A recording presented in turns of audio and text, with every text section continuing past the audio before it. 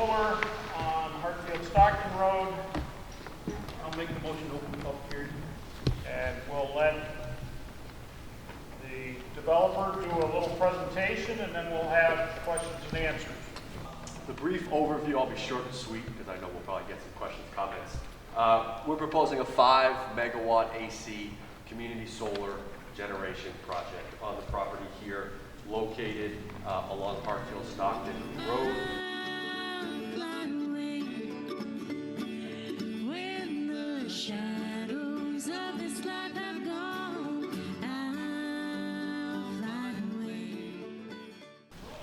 We'll open it up to questions then. You're talking 16,000 panels, 17,000 panels, you said. You can't tell me when the wind blows from Mayville and it comes over those panels that my place, who is right next door, is not going to jump up 10 or 15 degrees, if not even more. What type of bond is going to be set to take care of all the damage for this when the solar thing shuts down in a few years? I would like to ask this gentleman, how much funding is the state of New York giving your company? To say that New York State is not subsidizing this project is gracefully put disingenuous. There's a mandate on the energy coming out of it to be paid at roughly twice the market rate of electricity right now. And that mandate comes right back on the ratepayers, which are us. They're very exciting investment tax credits, both at state and federal level for these things. The revenue and taxes not paid by very wealthy individuals who invest in these things are taxes that either we or our grandchildren are going to have to pick up. Those are just two sources of subsidy. The products are changing. The costs are going way up because of the need for rare minerals that are very limited throughout the world. Majority of them come from China. It's all business, guys. And that's what's driving this whole scenario. And I can tell you, 20 years ago, I fought tooth and nails at the podium for 2 solid years against those damn turbines. I don't want to get into that valley. They got kicked out of Europe and we have them now. The government is willing to pay anything to get these things done. Tesla, pick any one of them, okay? This has become politicized, where the big guys in New York, wherever they are seeing, hey, all this money's coming here, let's make these projects something special.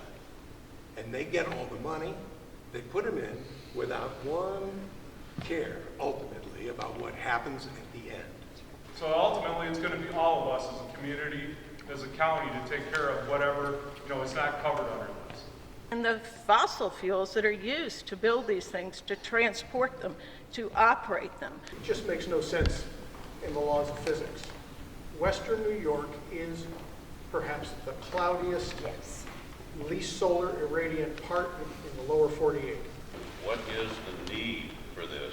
I don't know that we're facing an imminent energy crunch or lack of energy. Our population is diminishing, unfortunately. My question on a lot of this stuff is, where is the incentive? Are you actually getting paid per kilowatt hour? Or are you getting paid for, theoretically, how many kilowatt hours are being generated? I mean, this technology just doesn't make sense. I won't get into that part of it. I'm an ag economist from way back. The best solar agriculture in the country is run by the Amish. Their entire energy source is solar. The fact that this is going to infringe on the Amish people who are not involved in any of the online stuff, they don't know what's going on, to me that's criminal. The farmers should have the option to put this land into solar panels. But what a lot of people miss, and some of the farmers themselves, is that a lot of the land, in fact most of the land that's farmed here in Chautauqua County, is rented, is leased from landowners. And there's a lot of farms around here that have invested a lot of money in milking cows, setting up an operation for growing corn, grain, or soybeans, or whatever, and they rely on that leased land. We kind of have a saying in agriculture that the person who can farm that land the most profitably is the one who will end up with it. Well, in this case here, what we're talking about, you're not competing with other farmers for that land. You're competing with the state for that land because all this is highly subsidized. So it's a real issue. I talk to my farmers and they think it is a real issue. It costs more in this area that it's located to actually produce these panels than those panels will ever produce in energy. There's a really poor track record of renewable energy projects here in this county and actually in the state. The plant in Buffalo that Tesla is putting up to build batteries, you know how much money New York State gave them to do that? $839 million. To this date, nothing's come out of that factory. And they were promising jobs, they were promising, boosted integrity of battery power, zero. I can't imagine how this being next to my property will increase my property value because no one is going to want to come in and buy a piece of property that is right next to that. A lot of these people, a lot of these developments, there's no skin in the game. You come in here, you put it in, we're left with it, paying for it. Eventually think about it, if these bonds don't cover it, what's the incentive for the landowner to go and pay a lot of money to reclaim that land? There isn't a lot of incentive. So what are they going to do? Are they going to let it go back on taxes? Very possibly. Why would you pay taxes on something like that? The project that began in California in 2014, and the government gave the project people $1.6 billion to build this. It went bankrupt. And now that same developer company is seeking $539 million more of taxpayer dollars in California to kind of bail them out of this. And this, I think, has been duplicated numerous times around the country. Something that concerns me because of what we're in right now with Mayville's water system that has been contaminated by PFAS family chemicals, I'll call it. We value energy. We want energy that is clean and safe. This, in my estimation, is not safe. When you talk about polyfluoroalkyl substances, or PFAS, you're talking about a forever chemistry. That's how it's defined. This PFAS accumulates and never decomposes. It accumulates and never decomposes. It's going to cost $1 million to filter this out of one well that the village is trying to get back in service. This project's proposed in the watershed of Chautauqua Lake. Our other well that we've got that everyone's drinking from right now is over that way. Number one is the PFAS stuff. I'm a former chief of staff on Capitol Hill in DC. We were the first district in the country to have to deal with PFAS. They're still dealing with PFAS today. The New York State Department of Agriculture and Markets considers solar projects a permanent conversion from agriculture to industrial land use. A permanent conversion. The town of Chautauqua gets water from the lake. The institution gets water from the lake. You guys might be in store for $1 million treatment plant to get that out if it goes into the lake, and Chautauqua might as well. You're talking about our aquifer, our streams, our wetlands, our lake, and they are in jeopardy.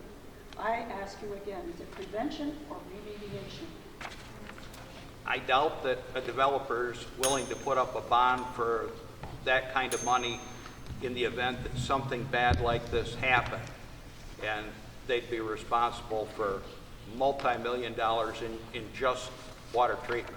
These panels are basically a circulating system to capture energy and transfer, right? It's not permanent battery continuous, but these are like in themselves, it's a chemical unit.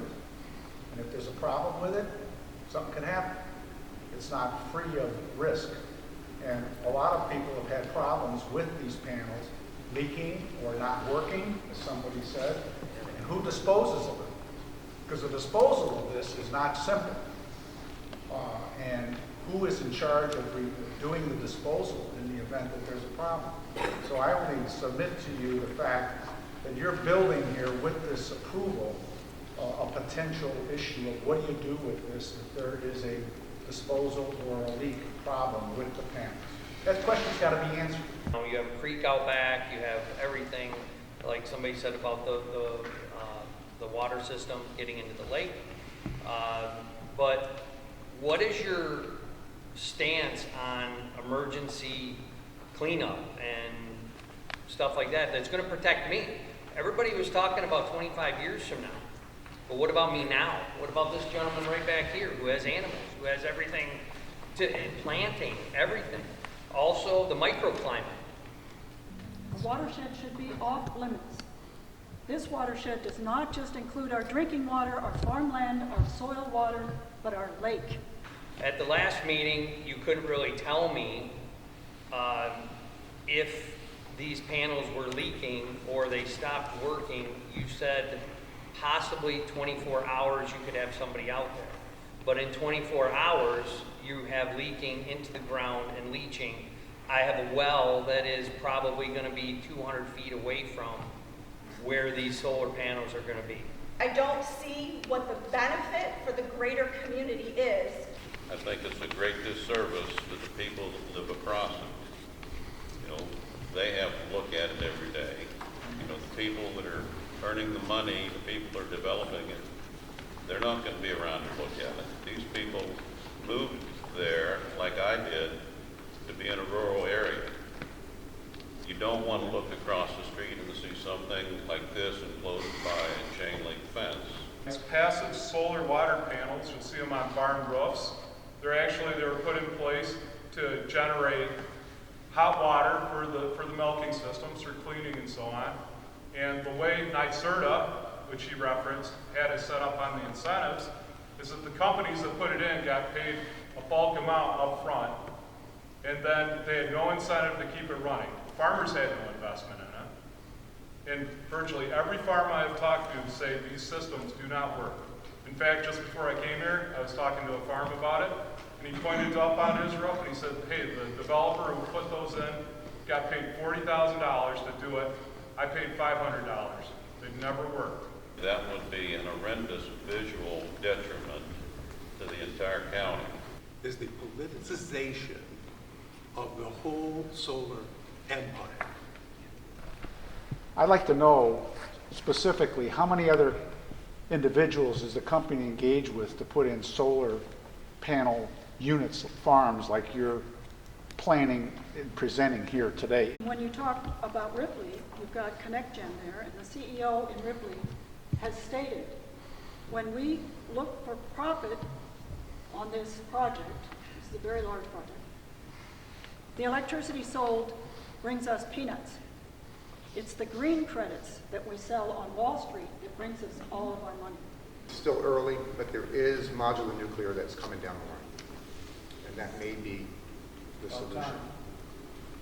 It's based off the technology that Navy uses, and it's going to be coming a lot faster, I think, than people think. So I would just keep that in mind, because that's something that would be small, contained, and would actually be something that may actually work in this case. Probably our demand is going to go down. You know, I don't see that there's a need for it here. Also, I can see that we're not going to be paying more for this project than we'll get out of it. You know, people have talked about the tax incentives. The state has a bill pending to add 55 cents more tax a gallon to propane, to gasoline, to support renewable energies.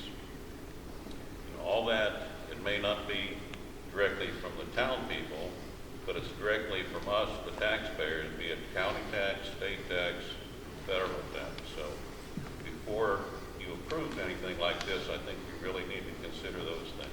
Towns may opt out of that. They have the right to opt out of Section 487, which essentially means those projects would be taxed like any other entity. However, in just about every single case, these projects are not going to go in if they don't get a pilot. I am against it fully. I don't even want a moratorium. I want it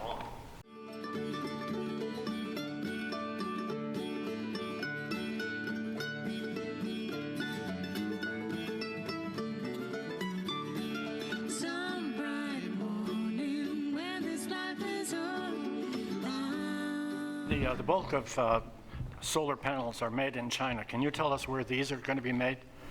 I can't speak to that at this point. Usually the panels and equipment are purchased a little bit, until a little bit closer than construction. So, but we do try and use domestic manufacturers as much as possible. So when will you know the source? Again, that'll be a little bit closer to construction, a little bit closer to getting all of our final construction plans, everything together for a building. Wouldn't you say the high probability is that they will be made in China, communist China, which just doesn't care for the environmental health of their populace? Again, I can't speak to the manufacturer that's going to be used. It also depends on when we can build this thing.